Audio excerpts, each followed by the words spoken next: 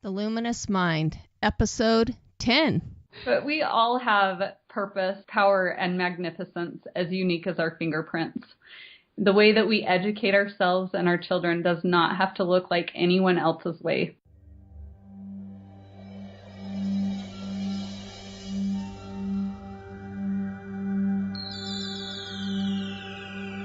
Benjamin Franklin once said, "Do not curse the darkness, rather light a candle instead."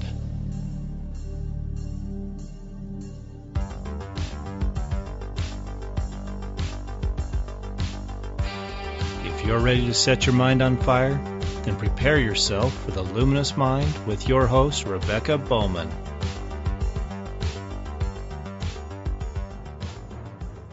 Jada Rhodes is the wife, homeschooling mother, foot zone balance therapist, energy worker, and foot zone instructor for Webo Feet Seminar. She is most excited about studying alternative health and nutrition, various healing modalities, and the gospel of Jesus Christ. She loves looking for ways to incorporate her passions into her homeschool and encourage her children to discover and develop their own unique gifts and talents. Jada recently celebrated her 16th wedding anniversary with her sweetheart Brian, who supports the family working from home as a commodities manager. Together they have 6 wonderful children, ranging in age from 2 to 15, who they have been blessed to homeschool for the past 4 years and are looking forward to the journey ahead of them. They follow the Thomas Jefferson leadership education philosophy and consider them to be life schoolers, recognizing that learning is a forever way of life. Welcome, Jada. So, would you briefly tell us about yourself? I am married to my wonderful husband, Brian, who works from home, and I am a homeschooling mom of 6 kids ranging in ages from 15 to 2. We have 5 beautiful girls and 1 son who keeps us grounded, thank goodness. But our house is always hopping because we are always home all the time. But I love to study, read, and learn about alternative health and energy medicine. I'm a foot zone balance therapist, energy worker, and foot zoning instructor. You have wonderful advice on foods that we should eat. I listen to her all the time. So can you tell me what your personal educational experience was? Yes, I am a product of the public school system. I grew up feeling like I wasn't smart enough because my mind didn't have the right answers, or at least not the ones that the teachers were looking for. And so I really refrained from participating in any of my classes. I was a good student in the sense that I didn't make waves. I was well behaved, but I floated through the school system under the radar, and I didn't get the best grades in school, but I did the best that I could with what I knew at the time. But I wasn't the worst student either. I then went to college because that's what everybody was doing. That's what all my friends were doing. I didn't really have any goals as far as college was concerned. And I left college with my MRS. So I got married and I didn't finish college with a degree. But as an adult, I feel like I finally know what I want to do when I grow up.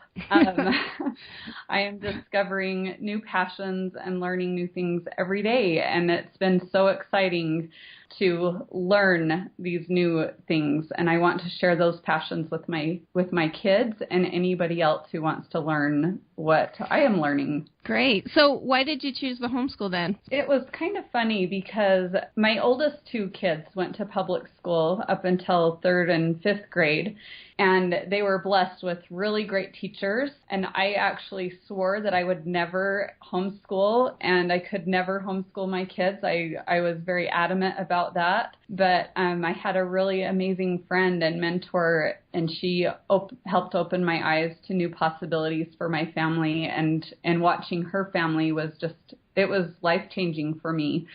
And one day I felt this overwhelming sense of urgency that I needed to homeschool my kids now. And this was in the summer, so it was in between grades for my kids.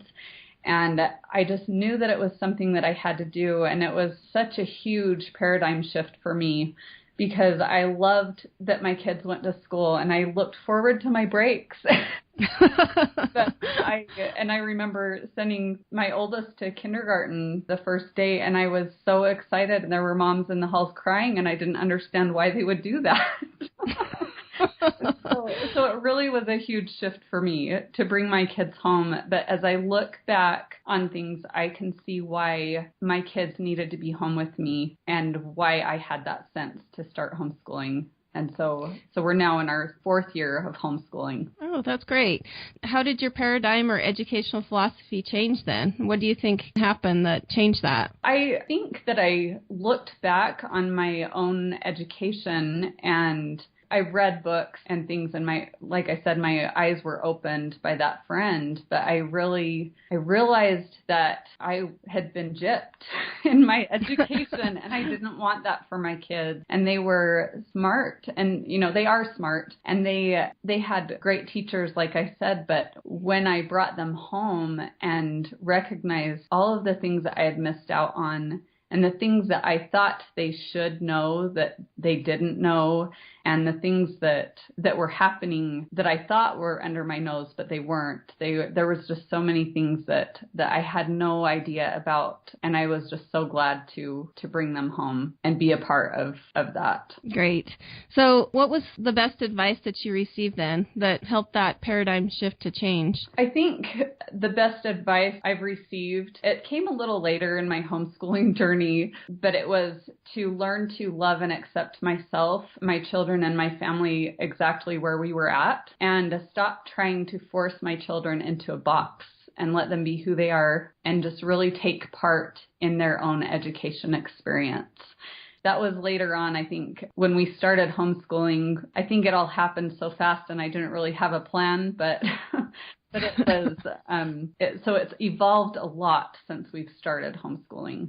Do you think not having a plan, though, might help you enjoy the process versus because I know I'm a very scheduled person, and if we get off track of the schedule, then I get really frustrated, and I think that actually hinders our progress for education because, there's always this mom's freaking out because we're not staying on task and we're not doing the things that she thinks that we need to do. But I think sometimes that if I just relax and let them learn, because there isn't a right and wrong answer. I mean, like you said before, I think we've all been that. If you've gone to public school, you're taught that there are right and wrong answers, but it's not bad to learn different things than other people. Right. Does that make sense? Yeah, I was one of those moms that I thought, because I had those ideas about how I would never homeschool my kids. And so when I did have that feeling to bring my kids home, I thought, I will never be one of those mothers that doesn't have a plan or a schedule, and I will do this way, and it is going to be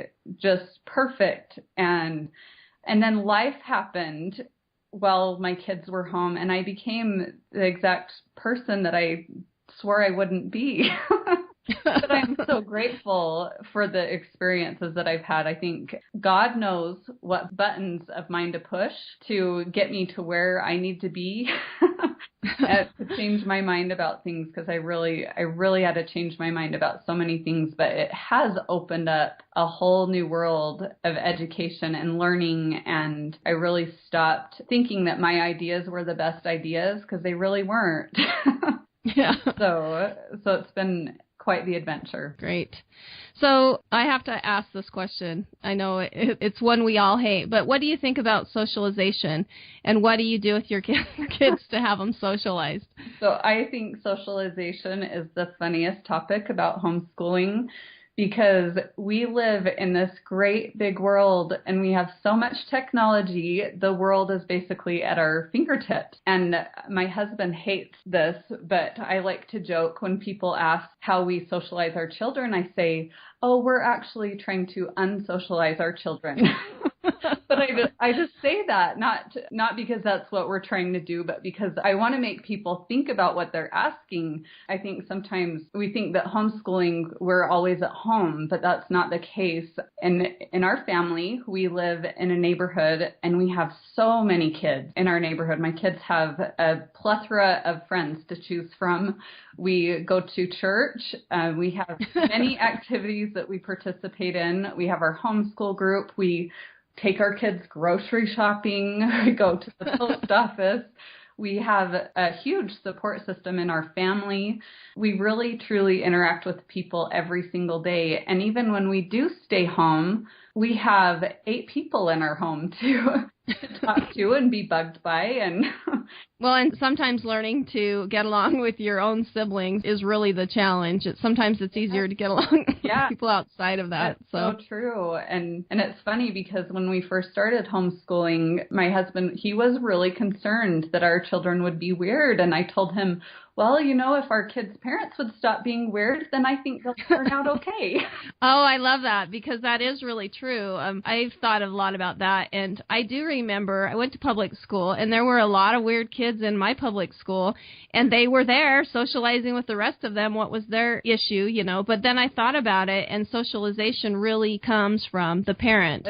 And they have to model that. If you want social children, you have to be social yourself, Right.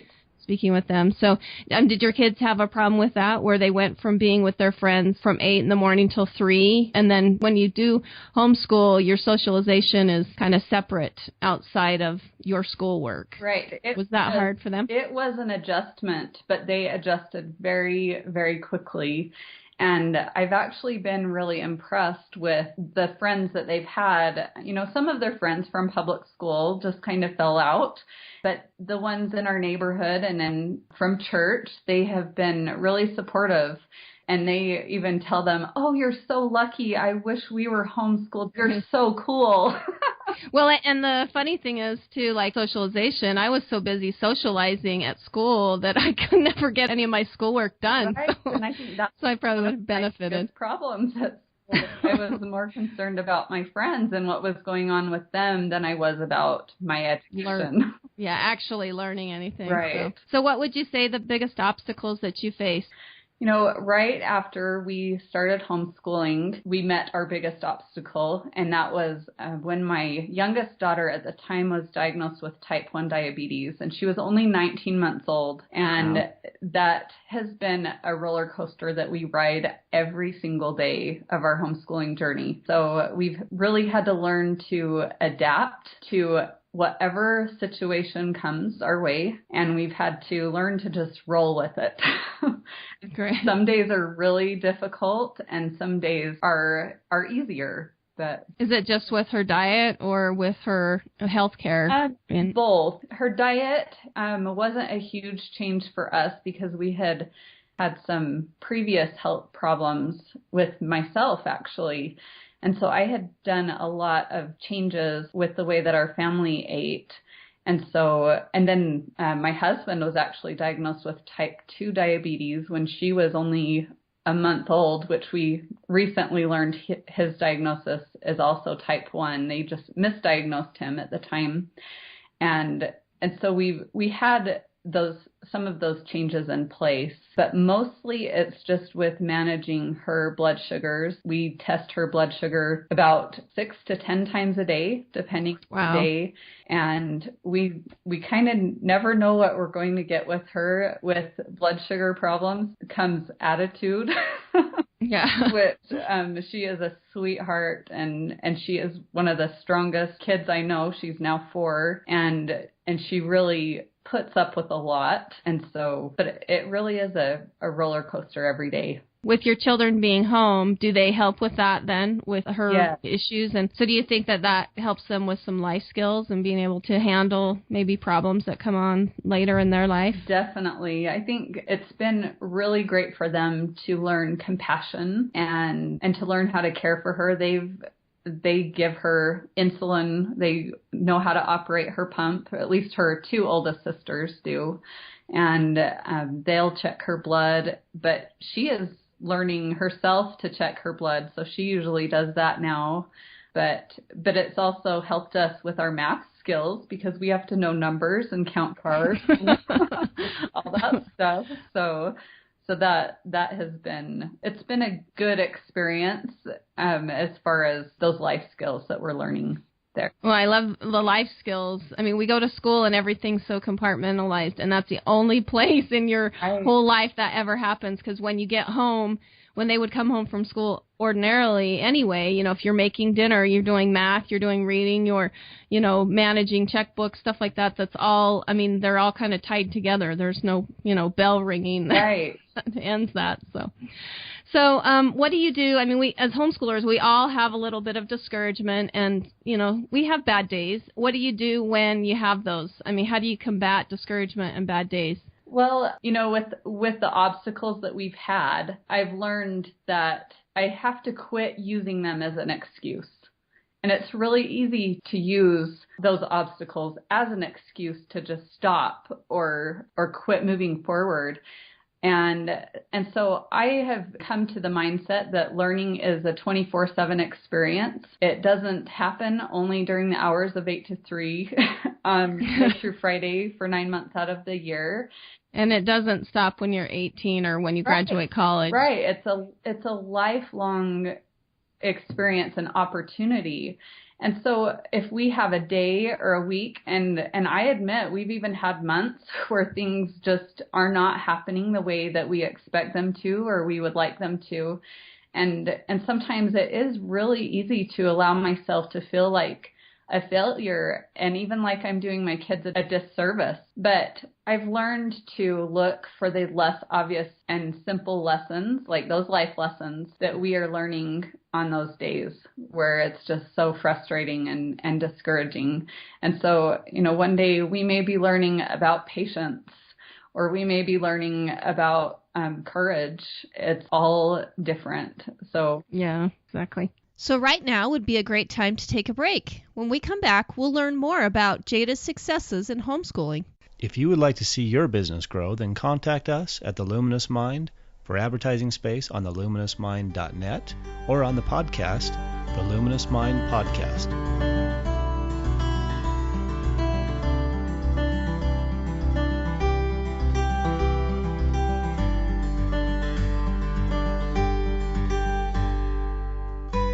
Welcome back. So what are some successes that you see? We've talked about discouragement and struggles, but what are some successes that you've seen with homeschooling?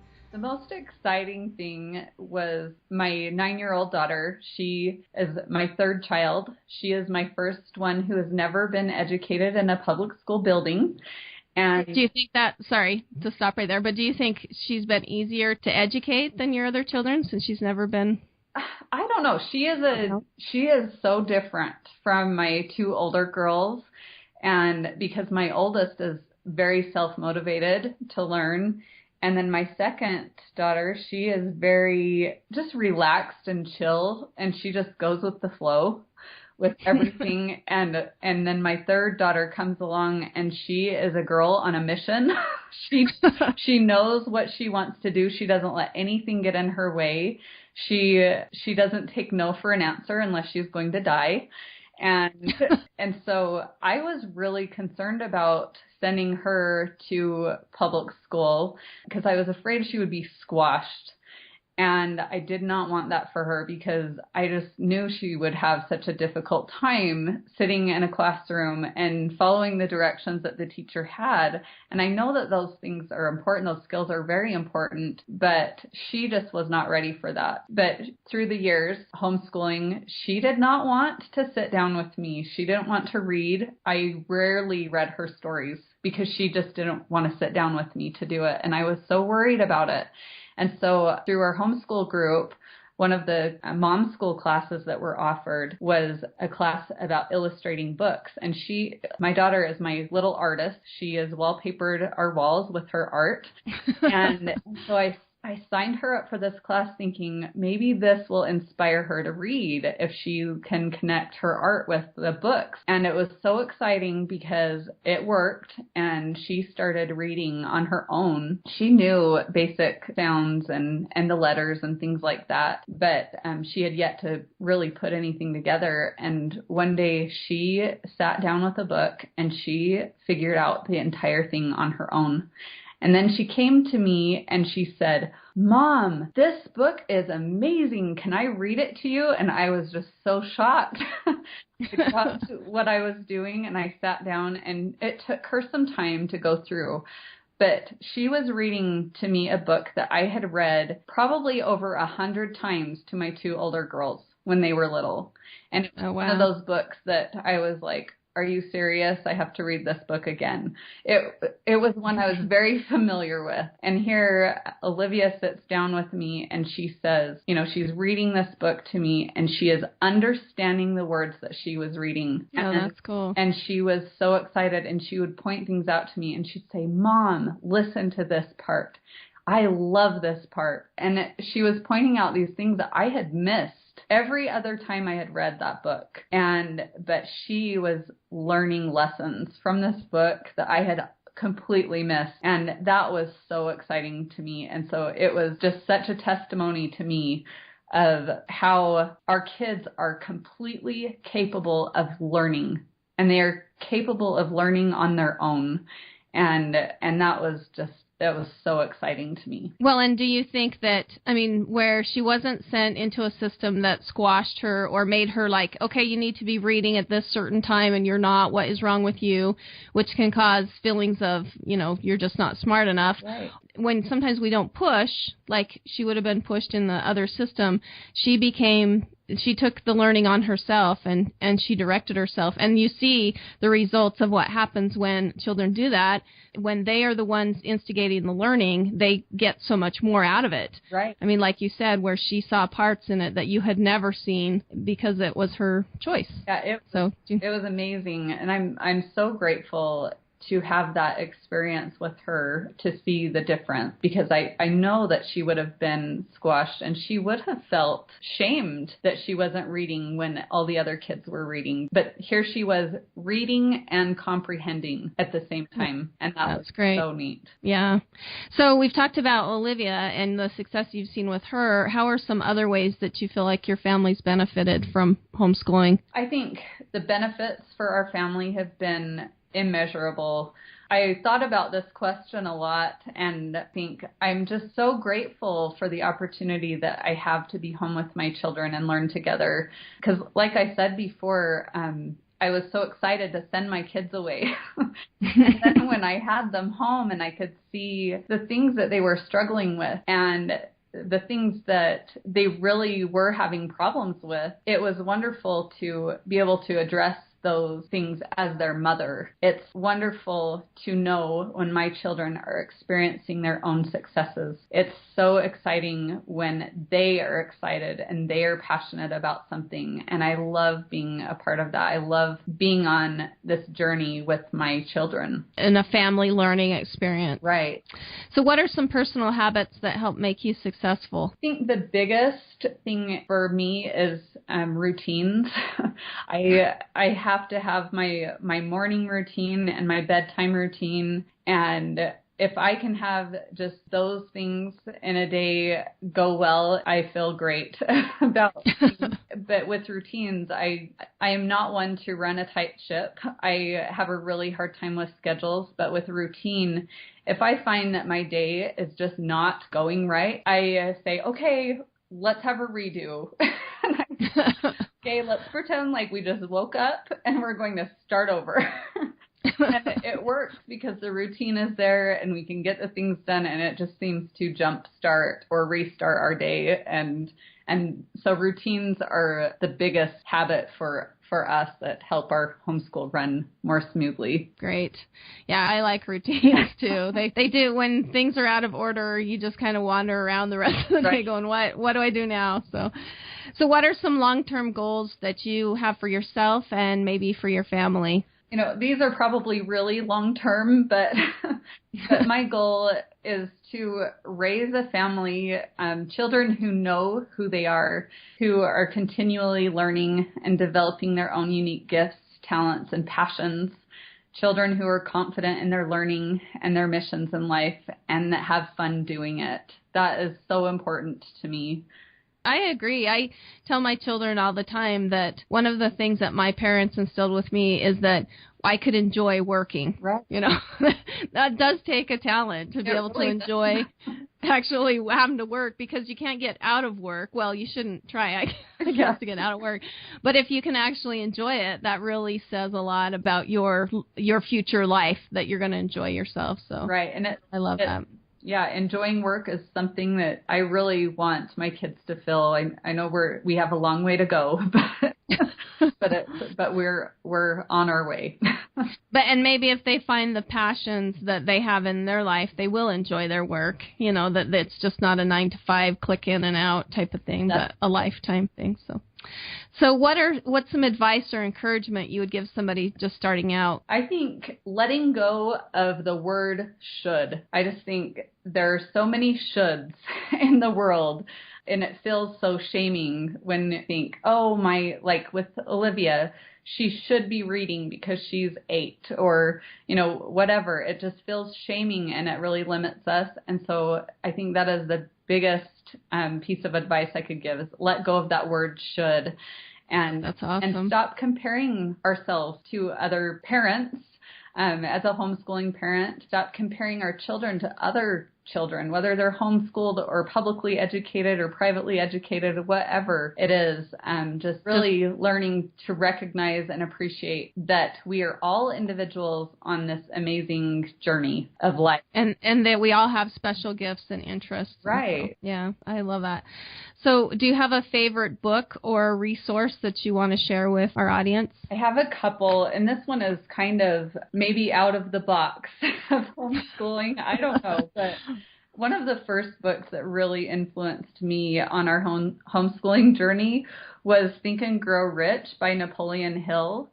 And I really like this book. It is full of principles of success, and it talks about desire and faith and imagination and things like that. And I thought that was such a good place to start for us, because I really wanted to instill in my children a desire to learn, and I wanted to instill in them faith and imagination and all those other principles that this book talks about, and so that's one of them. The other one is also out of the box, and that is to look outside of the box for your resources for homeschooling.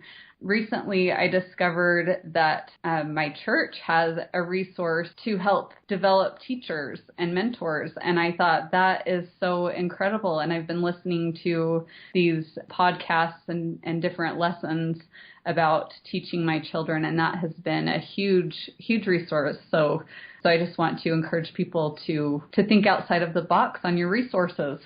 Yeah, that's great. That actually is really good advice, because there is a lot of things that you can learn. You can take the principles from one thing like finance and actually apply it in a lot of ways that you wouldn't think of normally. So I actually, that's great. Thank you.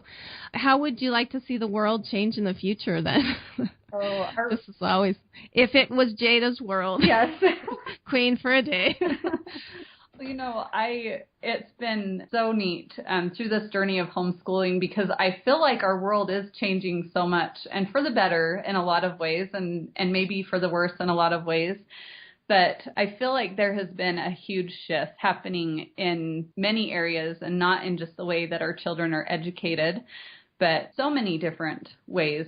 But I hope that our world continues on this path of positive change, and that more people have the courage to go with the shift and just be open-minded enough to embrace it. Because I think there's a lot of fear that happens as we go on our various journees, whether it's homeschool or what. There's a lot of fear there, and so I hope that the world will have more courage and be more open-minded and just maybe more acceptance and stuff. Definitely more accepting of new ideas and new ways of doing things. Yeah, that sticking with some of the old traditions maybe aren't the best way for the future. And with technology around us that's changing all the time, everything else around us should change like that too. I agree. That is so true. Great. So is there any parting words that you want to share, or maybe a favorite quote that you like? I have so many favorite quotes. I couldn't pick just one. So I'm going to go with some of my own advice. But That's why we're interviewing you. Right. We want to hear your advice. Thank you.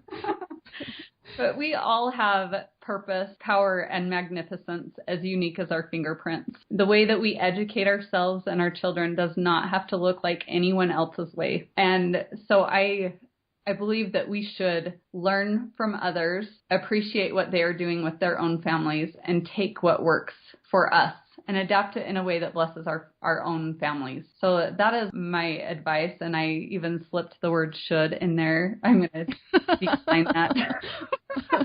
I'll edit that word out. I'm just kidding. But really, that is really great advice. I never really thought about it. Even our fingerprints are unique, so we need to look at everybody in that light, that they all are different and unique and have something to offer. Thank you. That was great. Awesome. Great interview. Well, thank you so much for the opportunity. It was really fun, and it was great reflecting on all of those things. Thank you for listening to The Luminous Mind. We need more fire starters like Jada. Go to our website, theluminousmind.net. Click on the Fire tab and become a fire starter yourself today. Also, like us on Facebook, follow us on Twitter and Google+, and subscribe to our YouTube channel, as well as iTunes and Stitcher. Help us change the paradigm of education by lighting minds on fire.